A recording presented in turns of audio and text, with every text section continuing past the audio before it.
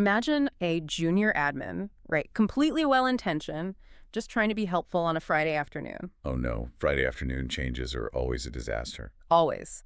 So they pull up their browser, they open an AI chat, and they just type a simple prompt like, optimize our tenant's security settings for maximum external collaboration. Oh wow. Right. And they hit enter. And in 30 seconds, without a single manual click in the admin center, your entire organization's guest access policies are rewritten. It's completely wide open. Wide open. External sharing is everywhere, and your compliance officer is literally having a heart attack. Yeah, that is the ultimate nightmare scenario right there. It really is. So today, we're diving deep into the architecture of enterprise AI to make sure that scenario never, ever happens in your environment. Welcome to the Admin Study Room. I'm your lead host, Alex, and whether you are prepping for your AB-650 certification or architecting a deployment or, just trying to survive the AI revolution in IT, you're in the exact right place. And I'm Jamie, your co-host. But before we get into the heavy architectural lifting today, I do have a very important, highly technical question for you. Oh boy, I am bracing myself. Why? Why did the AI subprocessor get locked out of the tenant? I don't know. Why? Because the global admin said it didn't have the right anthropic attitude. Oh my gosh, that is painful. That is truly a foundational tier of IT dad joke energy right there. I try. I really do. Well, it is exactly the energy we need because today's study session is a beast. Our mission is to completely conquer episode 9 of our AB-650 exam prep. We are focusing entirely on configuring Microsoft 365 Copilot, governing multi-step actions in Cowork, and architecting user access to models, tools, and connected data sources. It is a massive topic. It really is. But before we unpack the underlying mechanisms of all of that, I do need to read our required legal disclaimer. So here we go. This is an independent, unofficial AB-650 study podcast for Microsoft 365 certified, administering Microsoft 365 and AI services. It is based on Microsoft's public Learn content and is run by AI hosts. It is not affiliated with, authorized, sponsored, or approved by Microsoft. Perfect. With the legal guardrails firmly in place, let's talk about the technical guardrails. Because, when IT professionals first get tasked with deploying Copilot, there's this persistent myth that it's just a license you assign in the billing portal. Right, like a toggle switch. Exactly, like you just assign the license and suddenly everyone has this magic assistant. Oh, yeah. But the reality is vastly different. It requires a completely new mental model of your administrative landscape. A really sprawling mental model, yeah. Yeah. If you approach the AB-650 exam thinking all of your work happens in just one portal, you are going to be in for a rough ride. Oh, absolutely. Because Microsoft's architecture for Copilot is distributed, the governance spans across the Microsoft 365 Admin Center, the Microsoft 365 Apps Admin Center, the Teams Admin Center, the Power Platform Admin Center, and Microsoft Purview. Yeah, and that distributed nature, it often frustrates people at first, I think. It does. They want a single pane of glass. Right, but if we look under the hood, there is a fundamental architectural logic to it. I mean, Microsoft didn't fragment the controls just to be annoying. They fragmented them because Copilot touches fundamentally different compute architectures. Exactly. So like the Teams Admin Center governs real-time communication infrastructure. The Apps Admin Center governs local client installations like Word and Excel. Purview governs the compliance boundaries of the data itself. So since Copilot sits on top of all of these, its governance naturally has to interface with each specific control plane. That makes total sense when you break it down like that, which brings up a critical starting point. If the controls are literally everywhere, where's the actual front door? Like, if you are an admin staring at your screen on day one and your chief information security officer says, lock this down before we roll it out, what is your literal step one? Right. Your absolute starting point, the foundation of your entire deployment, is the Microsoft 365 Admin Center. Okay. This is your tenant-level control plane. You log in, navigate to the left-hand pane, expand the Copilot node, and click on Settings. And that takes you into what is known as the Copilot control system. Right away, when you open that, the interface presents you with 4 distinct tabs. And understanding the philosophical difference between these 4 tabs is non-negotiable for the exam. That's right. You have user access, data access, Copilot actions, and other settings. I really want to break down why these are separated rather than just listing what they are. So let's start with user access. What is that one about? So user access is fundamentally about identity and entitlement. It dictates who gets the privilege of interacting with specific Copilot features across all the various surfaces. So it is your identity-driven control plane. Gotcha. And then you move over to data access, which is a massive shift in context. Yeah. Because we aren't talking about the user anymore, right? We are talking about the payload. Right, exactly. This tab governs what external or connected information the AI models are actually permitted to ingest, retrieve, and process. So it is entirely about the data boundary. Yeah, and then next is Copilot actions, which, if you think about it, if user access is the who and data access is the what, then Copilot actions is the how. Oh, I like that, the how. Yeah, this tab dictates the behavioral boundaries of the AI, like how is it allowed to respond? What actions can it take on behalf of a user to stay compliant with your organization's specific operational policies? Right, which brings us to the final tab, other settings, which sounds like a catch-all junk drawer, honestly. It kind of does. But it's actually where a lot of specialized diagnostic and feedback configurations live. It captures all that telemetry and troubleshooting stuff that doesn't fit cleanly into identity, data, or behavior. Okay, so let's ground this in a real-world architectural pitfall that trips up so many senior IT professionals. Let's focus on that user access tab. Imagine a scenario for a second. Okay, lay it on me. Your organization has strict budgetary controls. IT hasn't officially rolled out Copilot yet because they are still, doing their risk assessments. As they should. Right. But a marketing manager reads an article about how much time Copilot saves, gets super impatient, pulls out a corporate credit card, Right. and just buys a Copilot license for themselves. Oh, man. The classic shadow IT nightmare. And we really need to explain the actual billing mechanics of why this is such a disaster for a tenant. Yes, please do. When a user executes a self-service purchase, they are essentially bypassing the centralized IT procurement pipeline entirely. They are creating an orphaned billing profile tied to their individual identity, but the data they are processing still belongs to the tenant. Wow. Yeah, that's a mess. It is. From a compliance standpoint, IT has completely lost visibility into who has access to enterprise AI tools. And from a financial standpoint, the company is just bleeding unmanaged software expenses. Exactly. And this isn't a theoretical problem either. Microsoft built a specific toggle to stop it because it became such a widespread issue with Power Platform licenses a few years ago. Oh, I remember that. Yeah, so under the User Access tab, you will find the Microsoft 365 Copilot Self-Service Purchases setting. And you have 3 distinct architectural states you can define here, right? Yep. The first is allow. If you select this, you are explicitly delegating procurement authority directly to the end user. Literally anyone with a valid payment method can provision a license. Which is usually terrifying for enterprise admins. Absolutely. So then the second state is allow trials only. This is a really interesting middle ground. It lets users kick the tires, evaluate the tool for free. But the crucial mechanic here is that once the trial expires, the system will not automatically convert it to a paid subscription on the user's card. Oh, that's smart. Yeah, it just halts. This allows for grassroots adoption without all that financial sprawl we talked about. Nice. And the third state? The third state is do not allow. For a highly regulated environment or just any organization that requires centralized IT lifecycle management, this is the only acceptable answer on the exam. Gotcha. This severs the ability for a standard Intra-ID user account to initiate a commercial transaction for Copilot within the tenant.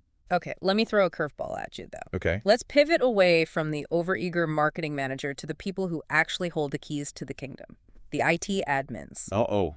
Right? You have a team of junior help desk admins. They have elevated roles. They live in the Microsoft 365 Admin Center all day long. Copilot is incredibly helpful for synthesizing documentation, obviously, but do you really want them using generative AI inside the portal that controls your entire company's infrastructure? This brings us right back to the nightmare scenario I opened the show with. The blast radius of a global administrator or an exchange administrator is massive. Yeah. If an admin is using Copilot inside an admin center, and they issue a slightly ambiguous prompt, or worse, the AI hallucinates a configuration step. The resulting automated action could impact tens of thousands of users instantly. So how do you architect a defense against that? Like, where is the setting? You stay in that exact same user access tab, and you look for a highly specific setting called Microsoft 365 Copilot in admin centers. Okay. By default, Microsoft turns this on because they obviously want admins to experience the efficiency gains. But as a security architect, you can and probably should toggle this off. And we should clarify the exact scope of that toggle, right? Yes, definitely. Because if you turn it off, you are revoking Copilot access specifically within the M365 Admin Center, the Exchange Admin Center, the SharePoint Admin Center, and the Teams Admin Center. Right. You are creating this sterile, manual-only zone for infrastructure changes. But wait, let me push back on that logic for just a second because this trips people up. If I have a Copilot license actively assigned to my global admin account in the billing portal, I own that entitlement.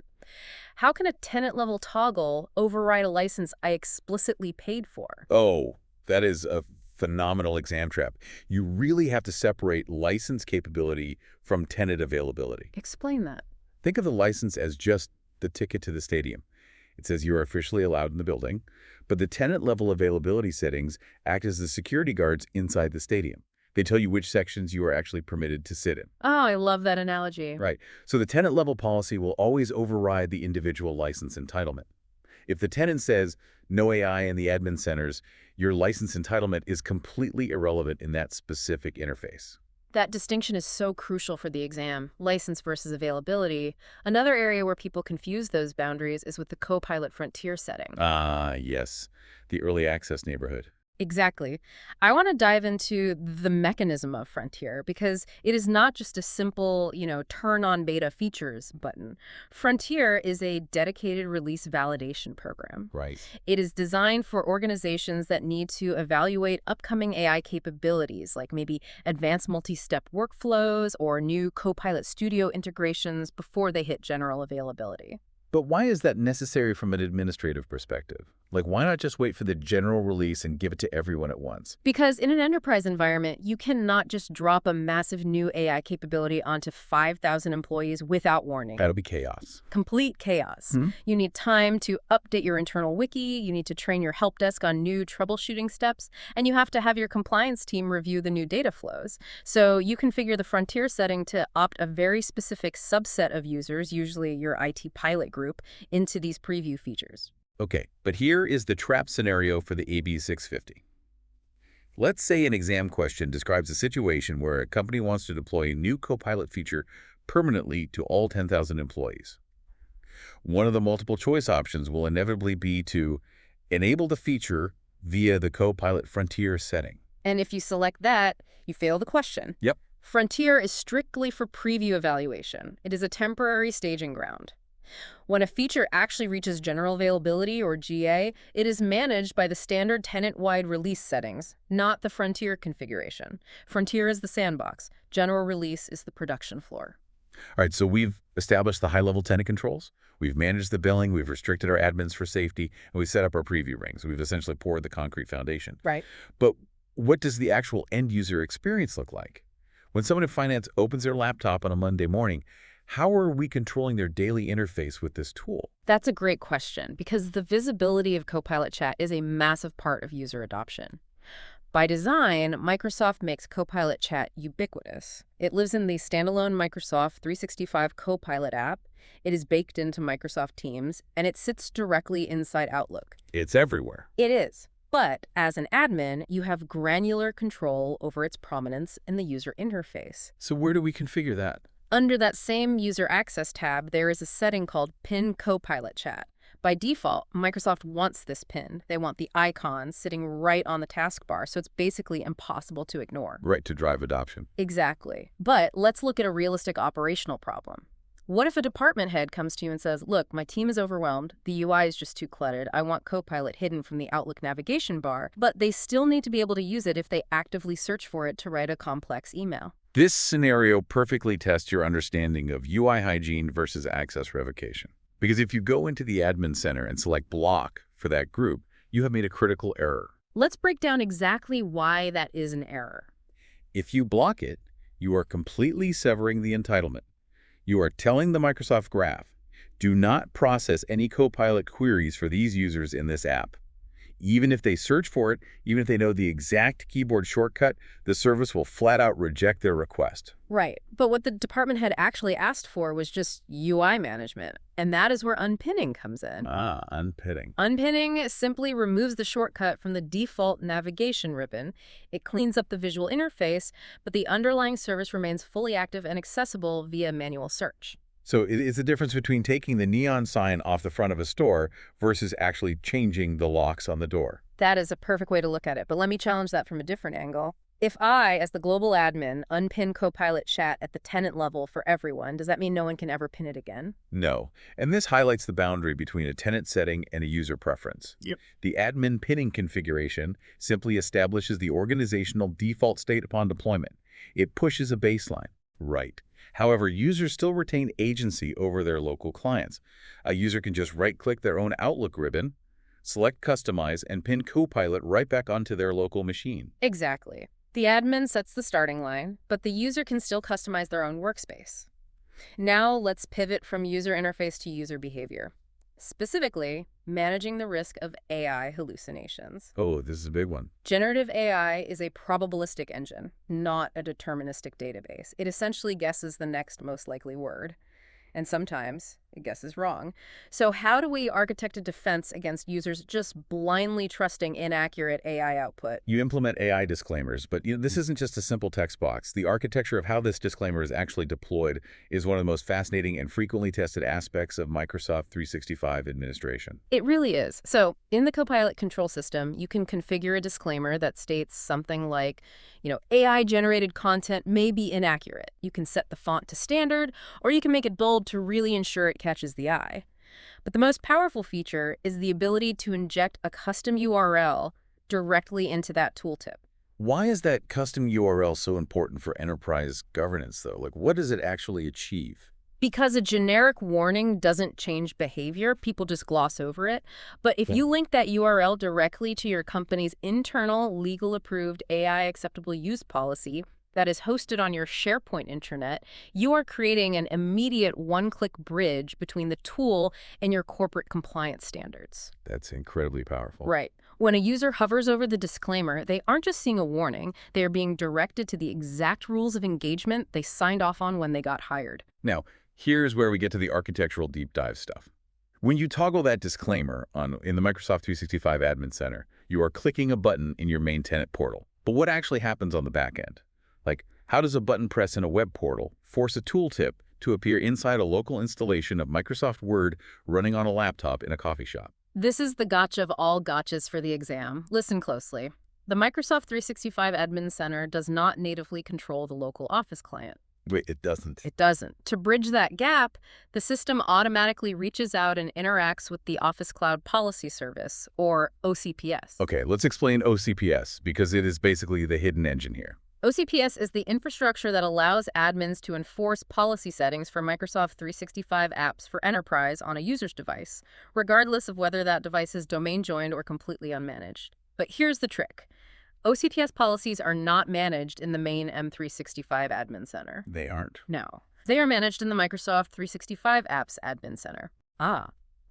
So when you configure the AI disclaimer in Portal A, the system silently generates a tenant-level policy payload and deposits it into Portal B. Exactly. And if you already have an existing tenant-level policy group in the Apps Admin Center, it just injects the disclaimer setting into it. But if you don't, it provisions a brand new policy group for you automatically. Yes. So if an exam question asks, where is the AI disclaimer policy ultimately stored and managed for Microsoft 365 apps? And you confidently click Microsoft 365 Admin Center, you lose the points. You must understand that it bridges over to the app's Admin Center. That is such a critical distinction. It is also really vital to understand the functional limitation of a disclaimer. I see organizations confuse disclaimers with enforcement all the time. Yes, let's clarify that because they are very different. A disclaimer is just a psychological speed bump. It is educational. It tells the user, hey, double check the math, but it's fundamentally passive. It does not inspect the payload. If a user decides to highlight a document containing 500 unredacted Social Security numbers and asks Copilot to summarize it, the disclaimer is not going to stop them. Right. If you want to actually block that behavior, you need deterministic enforcement. You need data loss prevention, or DLP, policies. And those are configured in an entirely different portal, Microsoft Purview. So the disclaimer warns, but Purview actually enforces. Exactly. Now, speaking of restricting behavior, let's look at another major compliance concern, media and image generation. Oh, yeah. Microsoft integrates daily directly into its Copilot experience, allowing users to generate high-quality images just from text prompts. Which is incredibly fun, but potentially a massive liability for certain industries. Right. Like, if you are a highly regulated financial institution or a government agency, you might have zero business need for employees to generate AI art. Zero. In fact, you might have strict policies against it due to copyright ambiguity or just the risk of generating inappropriate content on company hardware. Exactly. You might want to architect your environment so that Copilot is strictly a text-based analytical business tool, period. To enforce this, you navigate to the tenant settings and explicitly disable media and image generation.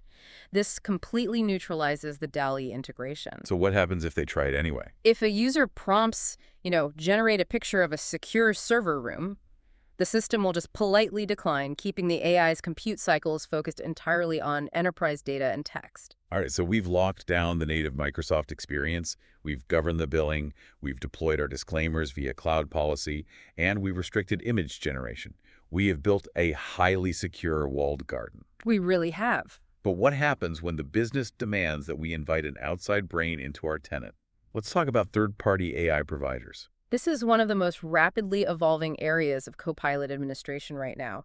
Out of the box, Microsoft 365 Copilot relies on Microsoft's hosted foundational models, which are heavily based on OpenAI's architecture.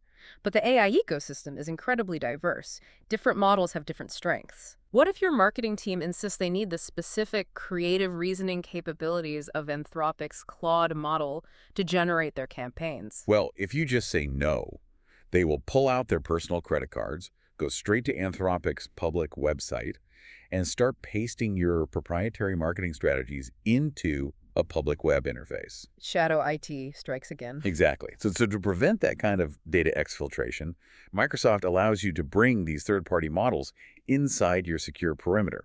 You can authorize specific AI providers to operate as Microsoft subprocessors. Let's define subprocessor in this context because it has massive legal and compliance implications for the exam. Absolutely. When you enable a subprocessor like Anthropic, you are explicitly allowing Copilot to route certain user queries out of the native Microsoft model and into Anthropic's model. However, and this is the critical security guarantee, that routing happens entirely within a secure, compliant tunnel. That's the key. Right. Your organizational data is not used to train Anthropic's public foundational models. The data processing remains strictly governed by the Microsoft product terms and the data protection addendum. So you get the brains of Claude, but with the security blanket of Microsoft. Okay, so to configure this, you navigate to Copilot, then Settings, then Data Access, and you look for AI providers operating as Microsoft subprocessors. Yeah. But let's talk about role-based access control for a minute. Who actually has the authority to click that button? You need significant elevation. A standard help desk admin cannot authorize a subprocessor. You must be assigned either the global administrator role or the highly specialized AI administrator role. I want to focus on that AI administrator role for a moment because it really represents a major shift in how Microsoft handles least privilege access. It does. Historically, if you wanted to manage tenant-wide integrations, you basically had to hand out global admin rights, which is terrifying from a security perspective. It's awful. The AI administrator role was specifically engineered to govern the lifecycle of AI features without granting the keys to the entire infrastructure. What can they actually do? An AI admin can manage Copilot agents, they can handle admin consent requests for third-party AI apps, authorize subprocessors, and access adoption telemetry, but they cannot reset the CEO's password or delete an Exchange database. It is a beautifully scoped role. But even with the right role, there are strict environmental limitations you have to understand, particularly regarding cloud boundaries.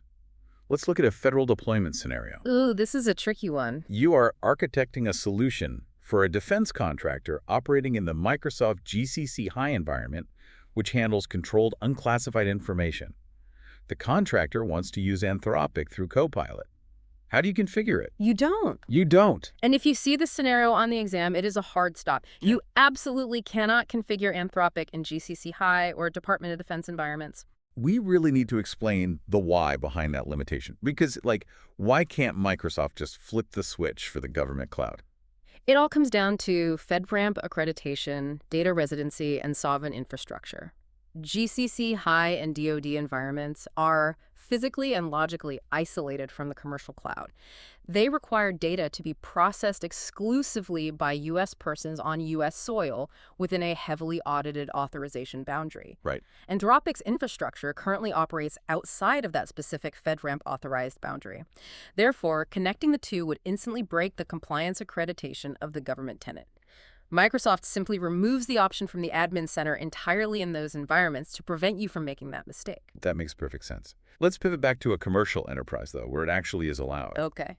You are the admin. You decide to authorize Anthropic. But you only want the marketing team to use it because you really don't want the finance team routing sensitive financial projections through a third-party model, even a secure one. Group targeting is your best friend here. The architecture supports granular, intra-ID mapping. When you enable the Anthropic subprocessor, the interface will literally ask you to define the scope. You do not have to select all users. Oh, nice. You can search for and select your specific marketing department security group. Once applied, the Copilot orchestration engine will only route queries to Anthropic if the user's Entra-ID token proves they are a member of that specific group. Everyone else just defaults to the native Microsoft models. There is also a fascinating regional compliance quirk here that stems directly from international privacy laws. Yes, the EU stuff. Right. Let's say your organization is headquartered in the European Union, the European Free Trade Association, or the UK, and let's say you previously had a legacy commercial agreement to use Anthropic. Will it just work automatically in Copilot? No. Even with a prior agreement, if your tenant is homed in the EU, EFTA, or the UK, the subprocessor toggle will be hard set to off by default. Why the extra friction? Because of the strict data processing frameworks in those regions, like the GDPR and the Evolving AI Act, Microsoft requires the tenant administrator to perform a deliberate, explicit opt-in action within the M365 admin center to formally accept the subprocessor terms on behalf of the organization. You cannot inherit consent. You must actively grant it. That is a really great real-world detail. Now, I want to clarify a terminology trap that I guarantee will show up on the AB-650. Microsoft is very, very precise with their vocabulary. You need to understand the absolute difference between a provider and a model. This trips up so many people because in casual conversation, we just use them interchangeably. We say, I'm using ChatGPT or I'm using OpenAI. But architecturally, they are distinct entities. Break that down. Anthropic is the provider. They are the corporate entity, the subprocessor, the vendor you are actually entering into a data agreement with. Claude is the model. Claude is the actual neural network architecture that is processing the data. So how does the exam test this difference? The exam will try to trick you by asking, which model do you authorize in the Data Access tab? The answer is none. None. You do not authorize a model. You authorize a provider. By authorizing the provider, which is Anthropic, you are granting Copilot the administrative clearance to utilize their underlying models, which is Claude. It is a subtle semantic difference, but in an enterprise architecture exam, semantics are literally everything. Speaking of enterprise architecture, let's talk about the control plane boundary for these third-party models.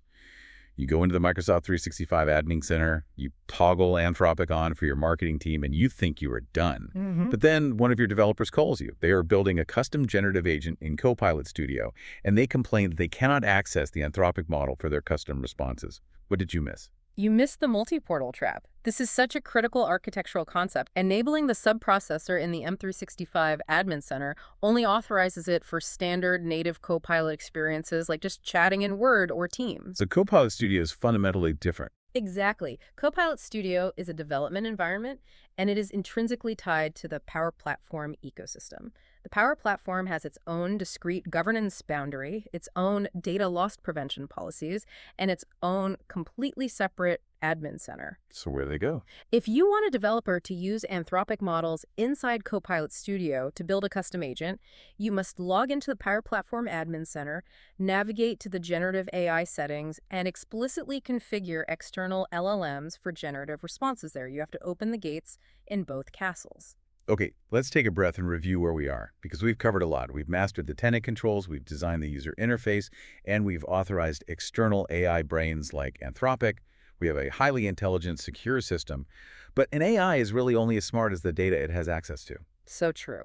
Out of the box, Copilot is brilliant at reading your Exchange emails, parsing your Teams chats, and summarizing your SharePoint files. But what about the other 80% of your company's data?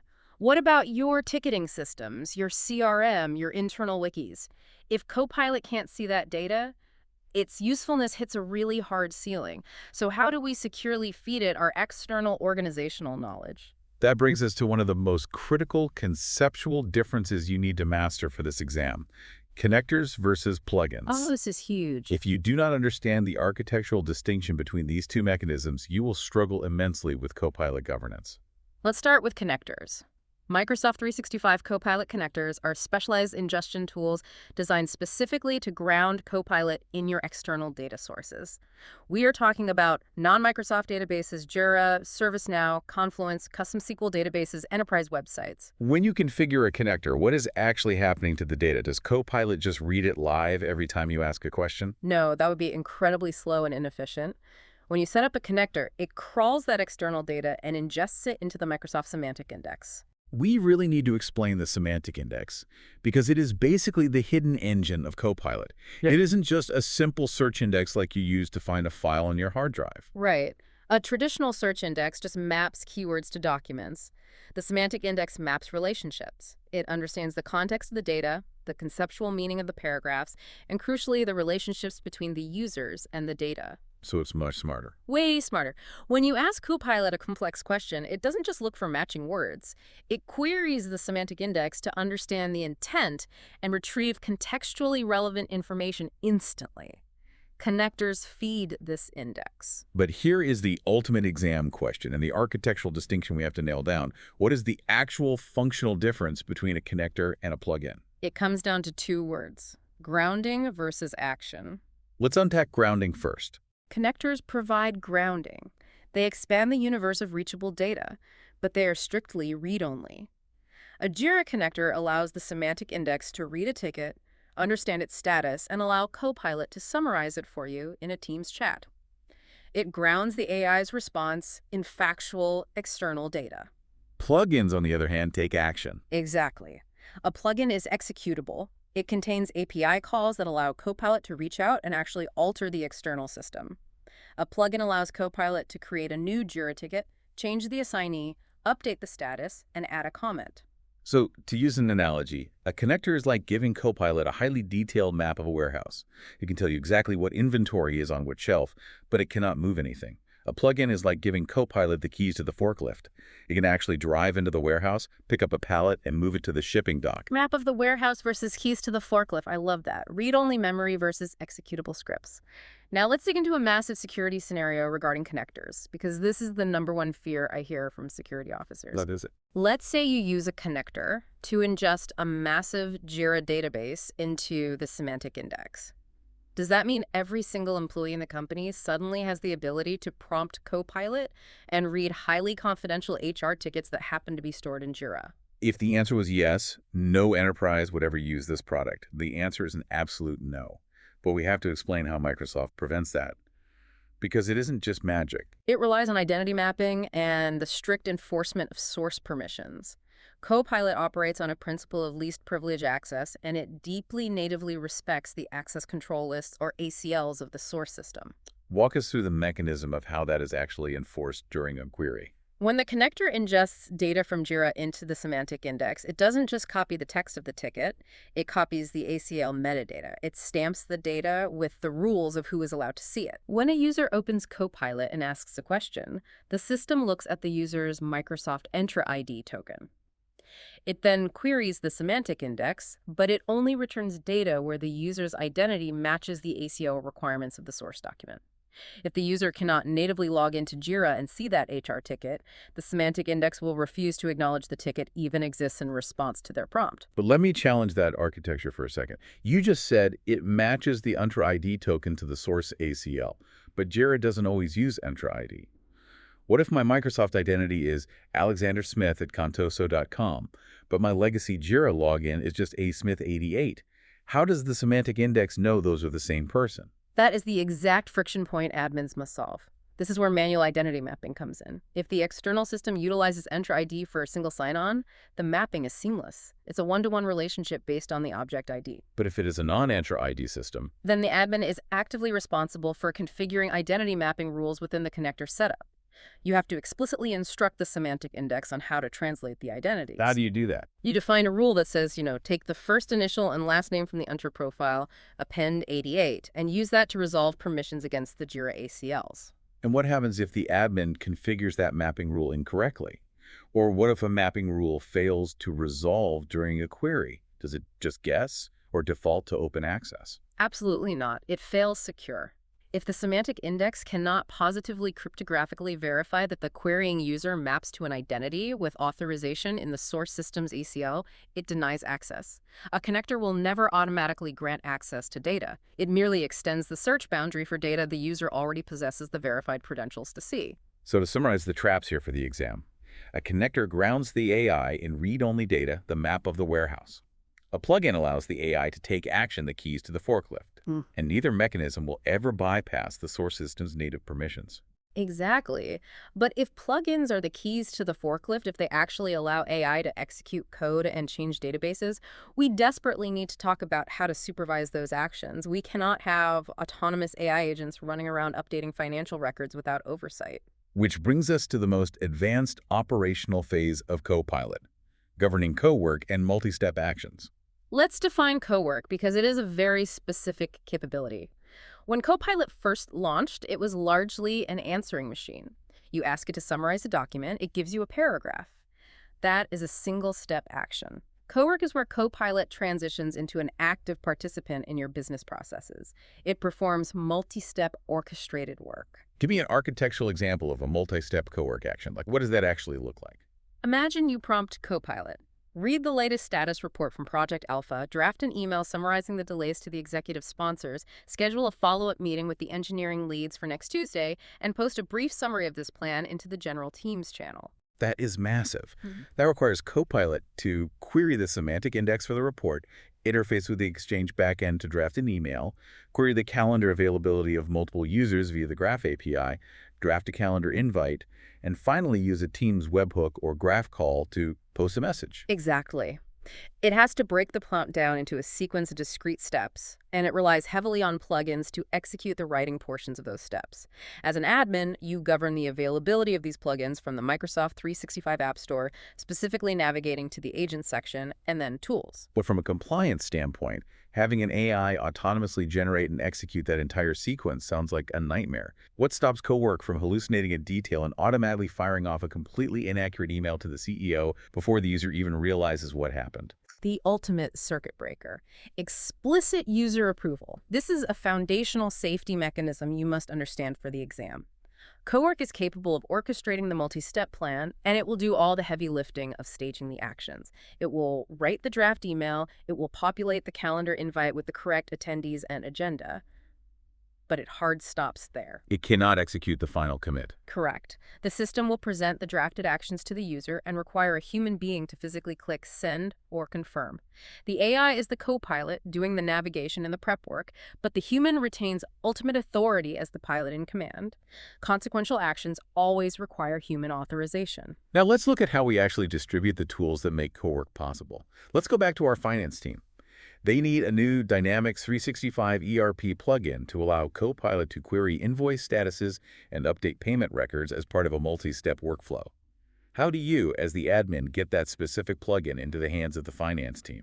You have to manage the deployment lifecycle, and there are 3 distinct administrative actions you can take here: deploying, allowing, and blocking. You need to know the behavioral difference of each one. Let's start with deploying. If you choose to deploy the Dynamics plugin to the finance security group, you are actively pushing the software to their clients. You are forcing the installation. The next time they open Copilot, the plugin will automatically appear in their interface under the Added Plugins tab. Crucially, it will be labeled as Managed by your organization. What if you don't want to force it on them, but you just want them to have the option? Then you choose Allow. Allowing a plugin does not install it. It simply changes the status in the App Store catalog from hidden to visible. The finance users have to proactively open the store, search for the plugin, and choose to acquire it themselves. And blocking, predictably, means the plugin is blacklisted. No one in the tenant can install it, and if it was previously installed, its functionality is revoked. But here is the major exam trap regarding user control. Let's say I deploy a plugin to your account, Jamie. I push it to you, you use it for a week, and you decide you absolutely hate it. It's cluttering up your workflow. Can you go into your settings and uninstall it? No, and this is where admins get so confused. If an application is deployed, meaning it is managed by the organization, the end user lacks the administrative privileges to remove the underlying package. I cannot uninstall it. So are you just forced to suffer with it triggering every time you ask a related question? No, Microsoft provides a middle ground. While I cannot uninstall the package, I can disable it within my personal Copilot UI.